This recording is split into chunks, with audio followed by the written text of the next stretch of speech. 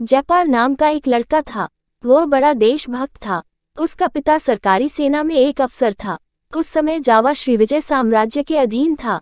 जावा वाले अपनी आज़ादी पाने का प्रयत्न कर रहे थे, लेकिन सरकार उनके प्रयत्नों को विफल कर देती थी। एक दिन जयपाल एक पुस्तक पढ़ रहा था, तब उसका पिता वहां आ पहुंचा।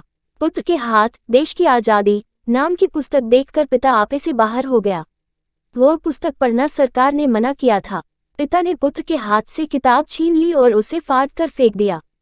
उसका क्रोध इससे भी शांत नहीं हुआ। उसने अपने बेटे को 2-4 तमाचे भी लगा दिए, लेकिन जयपाल ने अपना काम नहीं छोड़ा। वह देश की सेवा करता रहता था। उसका पिता अपने बेटे के काम से हमेशा असंतुष्ट रहता था।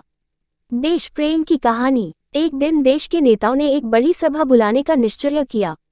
सरकार को इसकी खबर मिली। सरकार ने उस सभा को रोकने का प्रबंध किया। देशभक्तों ने सम्मेलन की तैयारी की। देश के बड़े बड़े नेता उस सभा में शामिल होने के लिए आए। हॉस्पिटल की खिड़की। शाम का समय था। सम्मेलन शुरू हुआ। स्वतंत्रता का झंडा फहराया गया। लाखों लोग वहां आ जुटे थे। जयपाल भी उस सभा में शामिल हुआ था। सरकार के सिपाही पहले ही उस सभा को रोकने के लिए तैयार खड़े थे। एक अफसर ने आगे बढ़कर सभा बंद करने और लोगों को अपने अपने घर लौट जाने का हुक्म दिया, लेकिन वे देशभक्त लोग कब मानने वाले थे। उन्होंने सरकार के हुक्म की परवाह नहीं की। सभा का कार्यक्रम शुरू हुआ। बस फिर क्या था, सिपाही देशभक्तों पर टूट पड़े। वे गोलियों की वर्षा करने लगे। थोड़ी देर में वहां की जमीन लाशों से पट गई। जो लोग बचे हुए थे उनमें भी जोश आ गया। वे भी हाथ में झंडा लिए स्वतंत्रता की जय के नारे बुलंद करने लगे। जयपाल भी बचा हुआ था। उसके हाथ में एक झंडा था। सिपाहियों ने उसे भी पकड़ लिया। एक सिपाही ने उससे कहा कि झंडा फेंक दो। जयपाल ने कहा, मरते दम तक नहीं छोड़, यह झंडा मेरी नाक है। सिपाही ने तलवार उठाया और एक ही बार में उसकी नाक काट दी और फिर पूछा, अब बोलो, क्या झंडा फेंक देगा या नहीं। जयपाल का शरीर खून से तरबतर हो गया। उसने दृढ़ता के साथ कहा, हरगिज नहीं, यह झंडा मेरे हाथ पैर हैं।